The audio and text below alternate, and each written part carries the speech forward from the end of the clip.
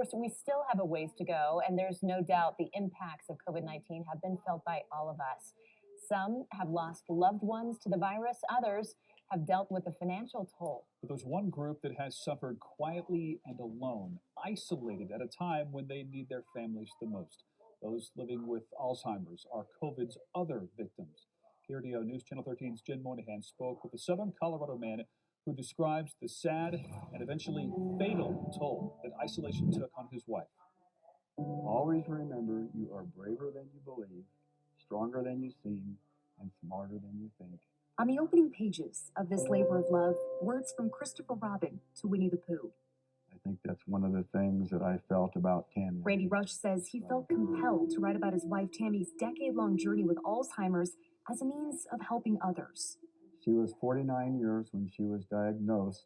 That was a process in itself because there is no way to diagnose. There's no test for Alzheimer's. For the last several years, the couple learned to adapt to a new normal. In 2016, they purchased a home in a senior living community in Colorado Springs, so that a year later, when Tami was admitted to a memory care center on the campus, Randy was still close by. At less than a 200-yard walk to go see her. Part of their routine even included a date night every Sunday. Literally figured out how to get her into the car with her wheelchair. We went to almost every pizza place in town. That is, until this past March, when Randy says everything was upended by COVID-19, even contracting the virus himself at one point. Was not able to be with her, touch her, see her for 5.5 months, short of a couple times out through a door. He believes the isolation caused by the pandemic contributed to her decline and eventual death in November. Tami was declining quicker and faster because of the lack of contact and lack of family support and everything. She was eating less, she was sleeping more, all progressions of the disease. It's why he ultimately made the decision to move Tami to another senior care facility in Monument, where he was able to visit her again up until her passing. I picked Tami up. They brought her out to the curb where I had the car. I wished I'd had it videotaped. She smiled. She reached out to me. Of course, I'm down on my knees in front of her. And we developed a little bit of communication where she would butt my head with her forehead. And I've always said that's the way she tells me she loves me. And she was doing that.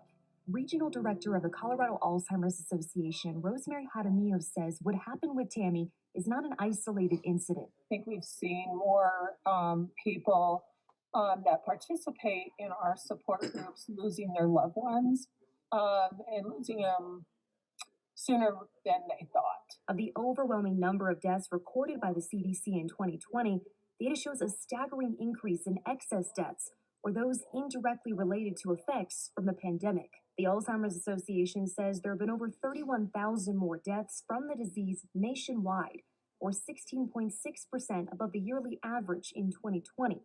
In Colorado, it's nearly 22%, with 559 more deaths than would be expected normally. Just look at history in general, when people are isolated, how they deteriorate. And so add something like Alzheimer's on top of it. It's why she says social and mental stimulation are so important. One of the things that we do talk to our families and their caregivers and our constituents about is really using their mind. And while Randy can't change how isolation during the pandemic affected his wife's quality of life, you're committed to somebody on a day-to-day basis and all of a sudden it's just completely shut off. He hopes his new book, Loving Tami, No Regrets, will serve as a roadmap for others in similar, unimaginable circumstances. We made the best of it, and we loved each other, and Tami loved me. I'm convinced to the very end. I can see that, and I just think that there's a need for examples and for people to learn from other people how to do that. Now, once published, Randy plans to use the proceeds from his book to establish a foundation in Tami's honor to support Alzheimer's caregivers and funding to help find a cure. Reporting in studio, Jen Moynihan, KRDO News Channel 13.